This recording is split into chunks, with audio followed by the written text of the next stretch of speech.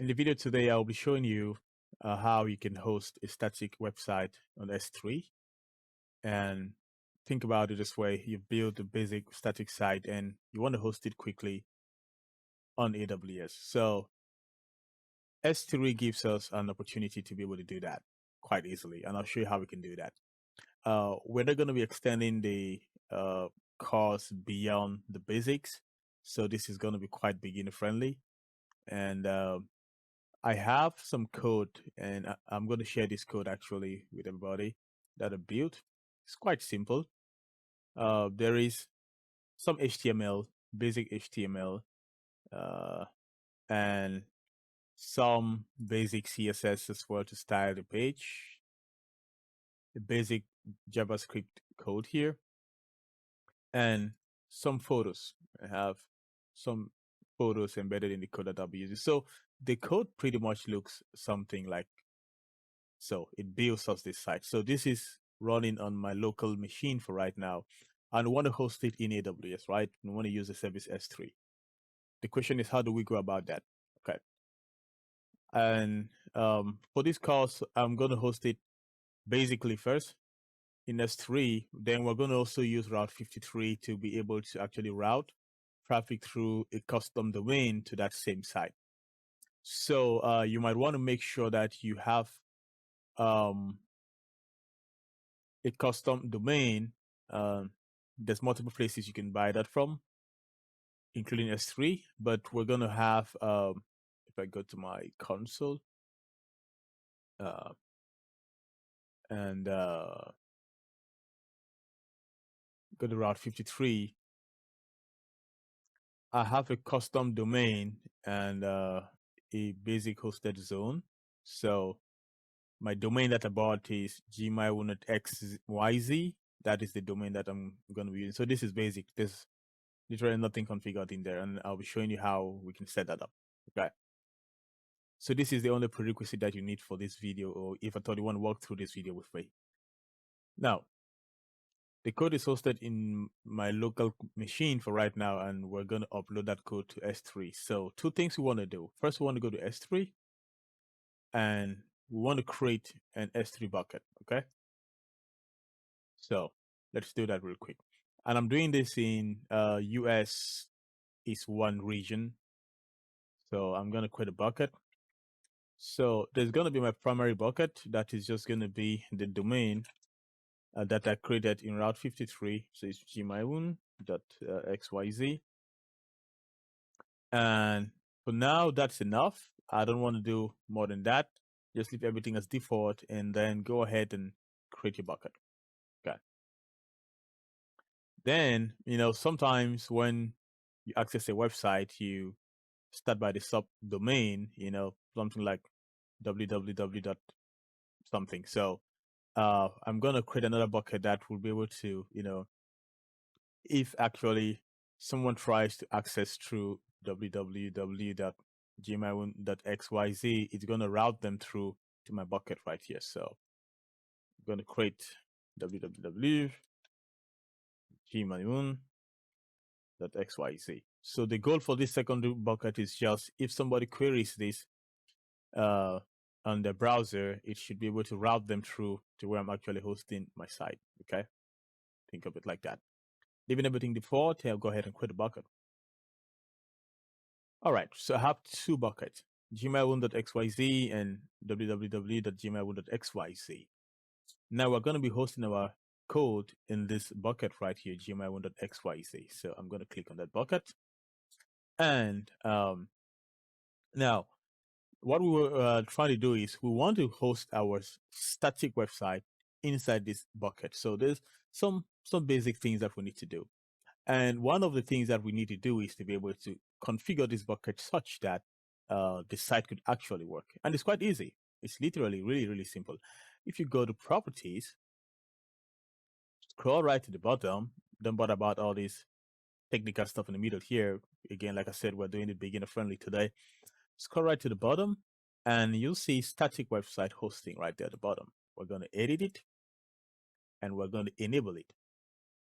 Then our index file is going to be named index.html, and recall if I pull the code up, where is the code? We have an index.html file, okay? So that is going to match with what we have on our S3 bucket. So the index document is going to be index.html. Oops, .html. I don't have an error document for right now. You can add that if you want to. It's not important. And we're hosting a static website. Okay. Scroll down. Don't bother about all of these and save changes. Okay.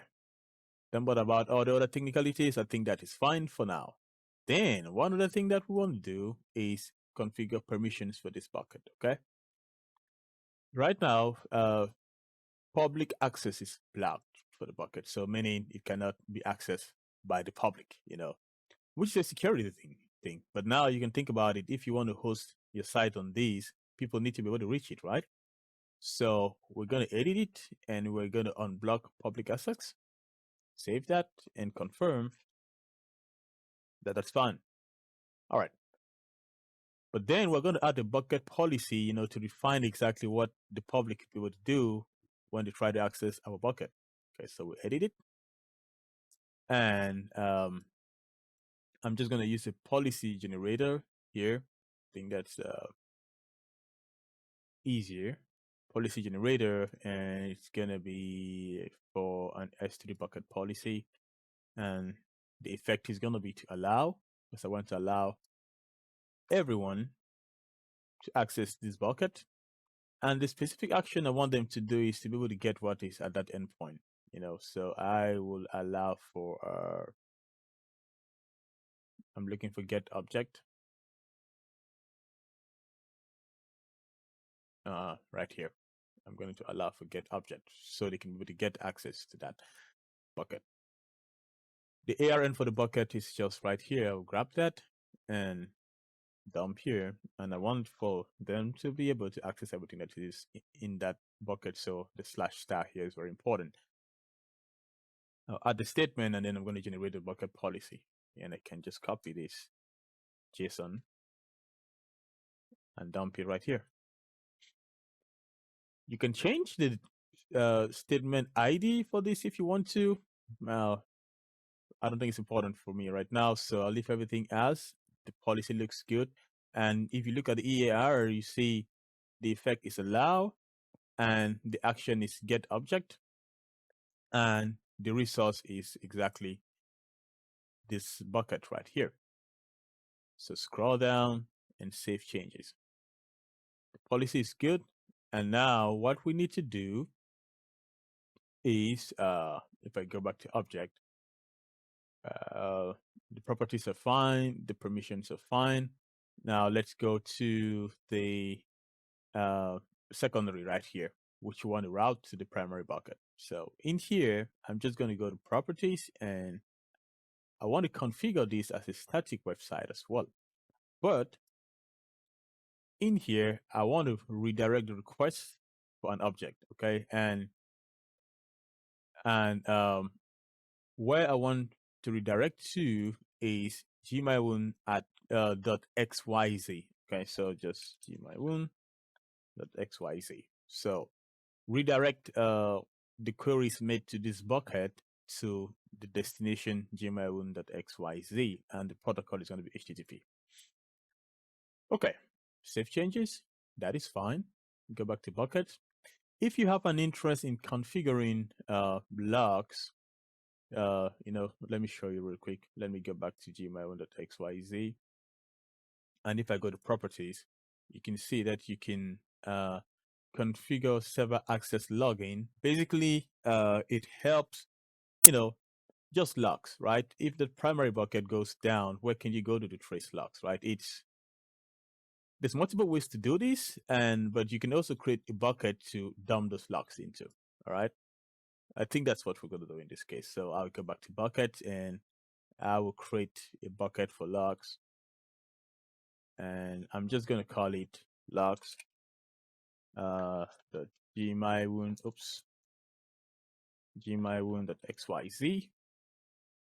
And then I'm going to create this bucket. And all what I'm trying to do with this bucket is the dumb stuff in there. So if I go back to my Gmail Windows XYZ properties and I scroll down to server access login and edit, oh, no, not here. And scroll down to, yep, okay, yeah, server access login. Yeah, okay, I was there. And click on enable destination. I can actually browse and pick that logs bucket. Choose the destination as that, and then you can pick the kind of formatting that you want. Okay, I'm just going to go with default right there. That's pretty much it. That's the destination. Oh, also, you can put a path inside that bucket. Okay, for example, I'll show you. Like the path doesn't exist right now, but we can create it. I can create a path called logs, and basically what is going to happen is that I can create that path inside my logs.gmail, and it's just going to be like a folder. Okay, it's just going to be a folder, and I can call this folder logs, and then create the folder. If I go back to bucket logs.gmail, yep, that's fine. If I go back to gmail.xyz and check the properties and come back here to server access login, let me see. Yep, I'll put that in there. Okay, good. Then that looks fine. Save changes. So everything looks fine.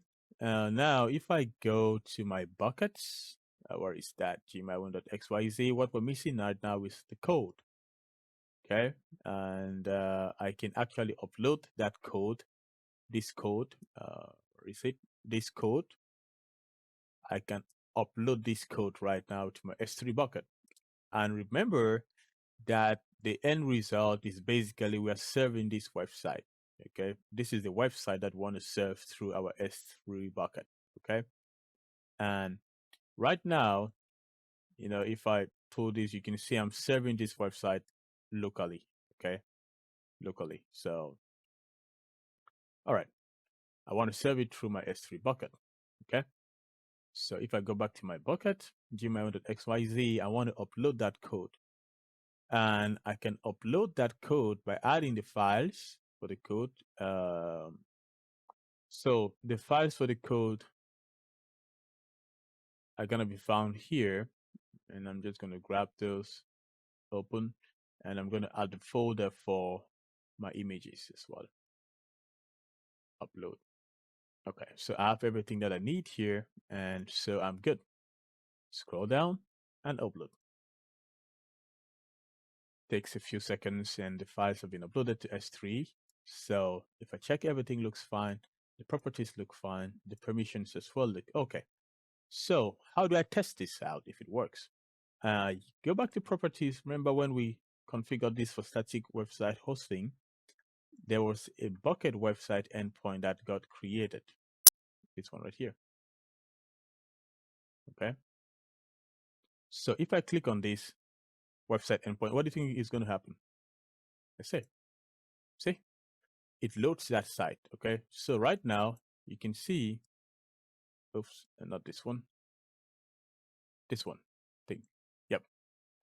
Now this, you can see I'm serving this static side through my S3 bucket, gmail static web, gmail.xyz, and this is the bucket.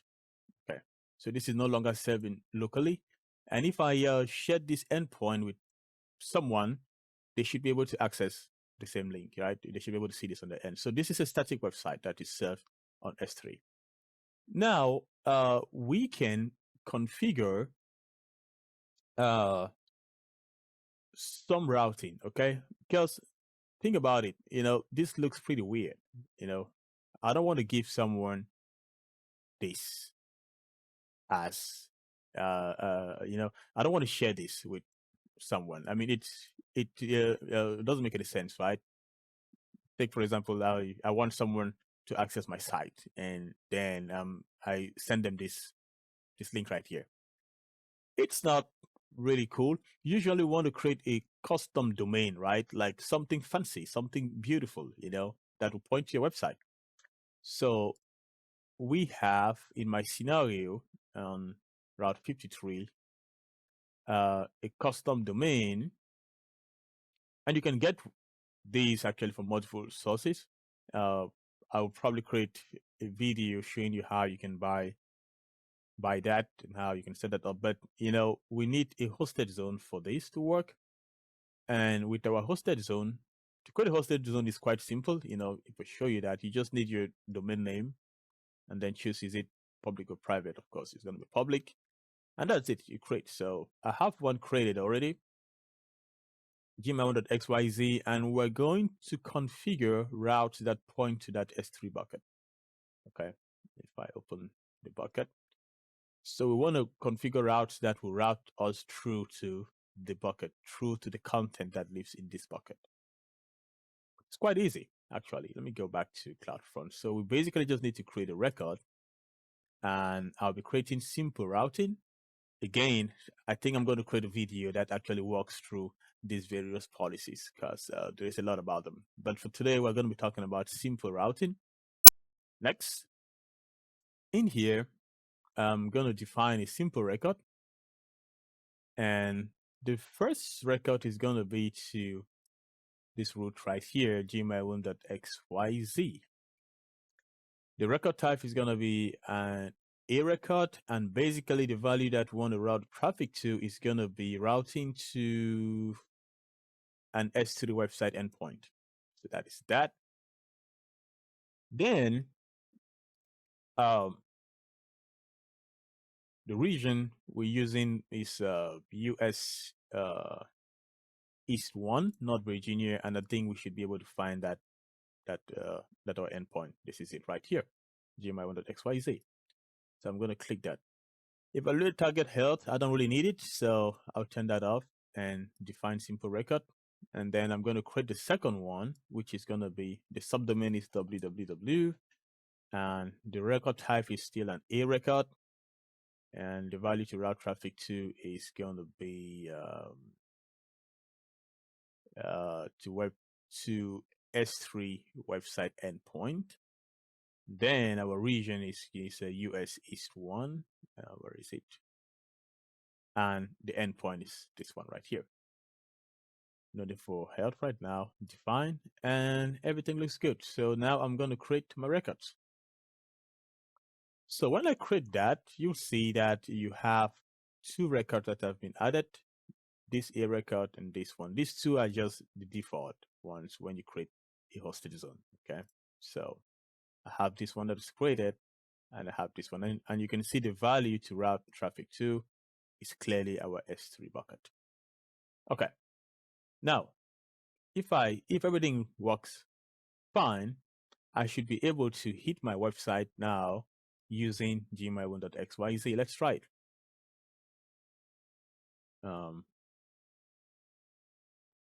Let me open a new page, a new window. Let's try it.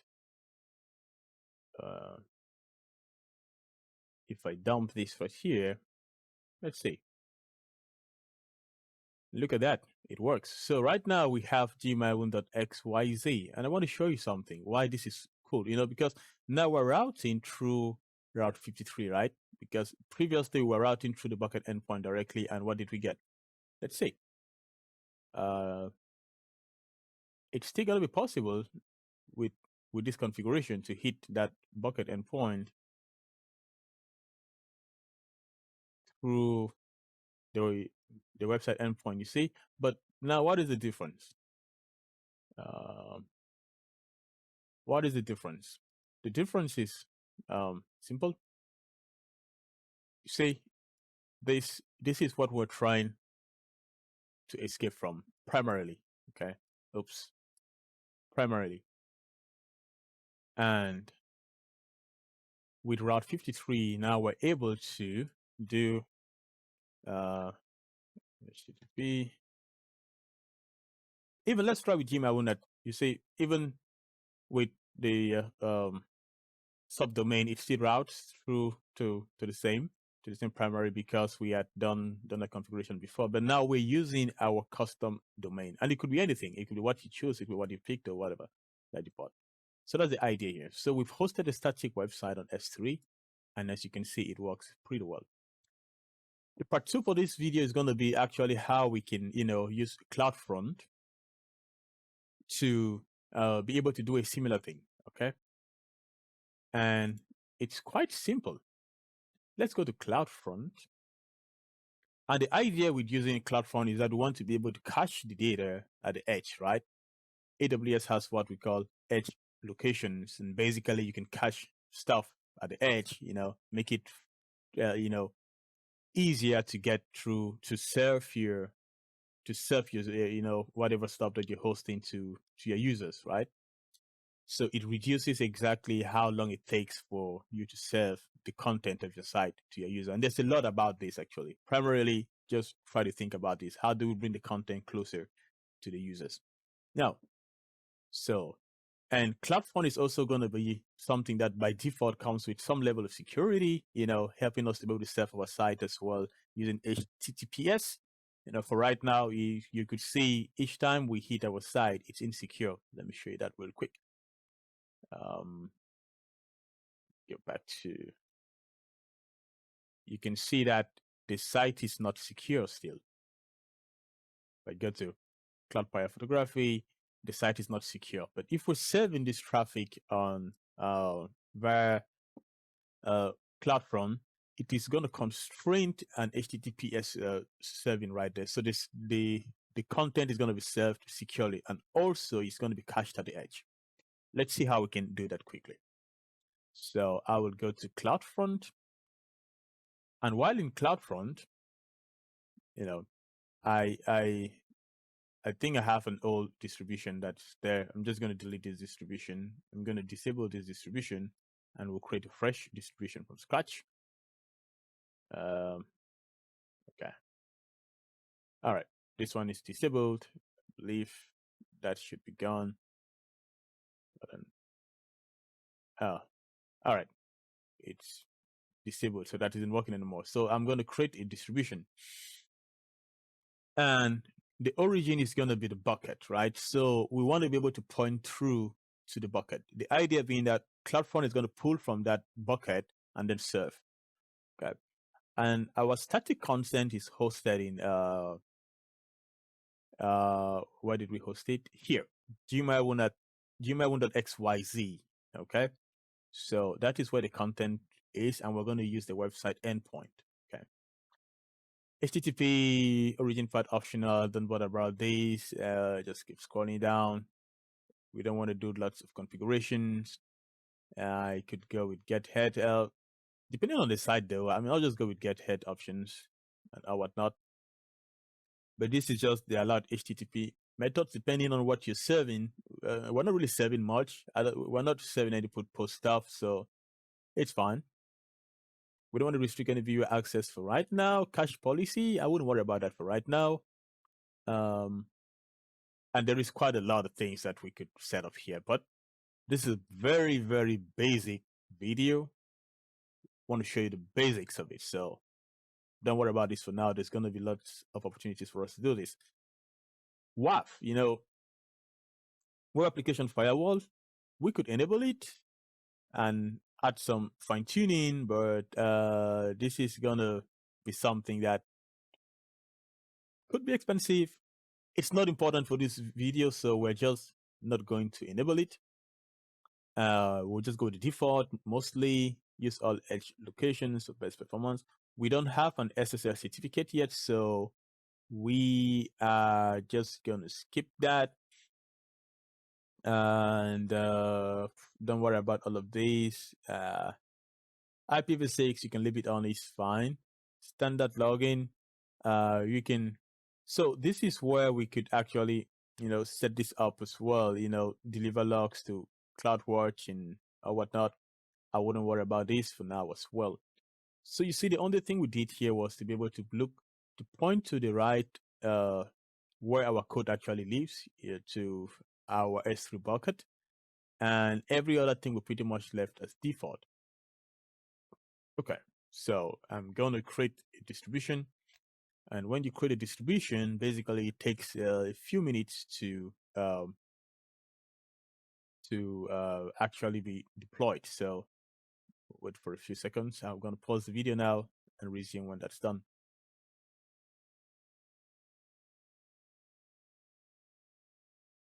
Okay, now the distribution is available.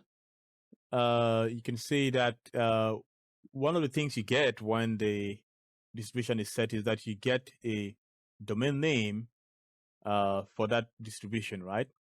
And of course, there is an ARN, and you can see this was created a few minutes ago, and things like that. There is also quite a lot to CloudFront distributions, security.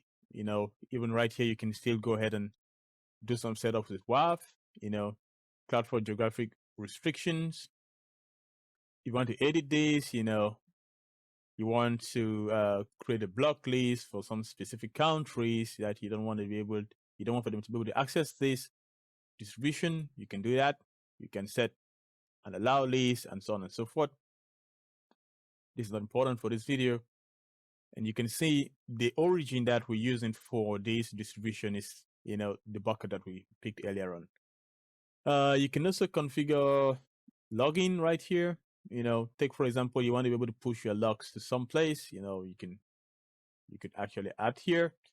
You could push logs to CloudWatch, to Amazon Kinesis, Data Firehose, to AWS S3, and so on and so forth. So these are things you could do. And of course, there is tags and stuff like that. Invalidations, you can actually create one here. Think of invalidations as, you want to actually invalidate stuff that has been cached. Sometimes you want to do this when you have new code, and you really want to force that through to the cache, so you can actually wipe out what's in the cache from right here. So we should be able to query that site, through this domain name, and if I pick that up and let me load that up here, you see I'm able to query that site, right? Now, what's the difference? The difference is that, obviously, if I went back and I did HTTP my1.xyz, what is the difference, you would ask? Now, you can see this one here, I'm querying directly through Route 53, through this beautiful domain name right here, but it's insecure for right now, you see. With CloudFront, one of the things we benefit from is that now we have a secure site, you see. The connection is secure, which is actually quite good. There's some security now on our side, but now there's a miss, right? Now, the domain name is something weird, okay? This domain name doesn't actually make sense, and it's something that you wouldn't want to share with the users. No one is going to be able to remember this. So we can fix this problem, but so let's go back a few steps, right? We hosted our site on our S3 bucket. We're able to access it directly from the bucket. We're able to access it directly from the bucket. If I do this, and the first problem that we saw was that, we needed a custom domain, and so we didn't like this, and then we went and created one in Route 53, and now we had HTTP gmail.xyz. So this was fun. Now, the second problem was that, this is actually not cached on the edge. So if I have users spread wide and far, and I really have a lot of stuff going on my side, sometimes there can be a latency for users trying to query my website. Okay. So they're not probably going to have a good experience. Now it becomes important for me to be able to cache the content of my site at the edge, hence CloudFront. So CloudFront came in, and what CloudFront did for us was to enable us to be able to cache our content at the edge. And because we're able to cache the content, CloudFront came with a domain name that points to that distribution, right? And stuff like that. So now we were able to use that. And now our content is cached. We can fix the problem of this not so nice domain name here. And we're going to need to learn another service called certificate manager. Okay. And that is going to be part 3 for this video. I hope you learned something today. Till then, peace.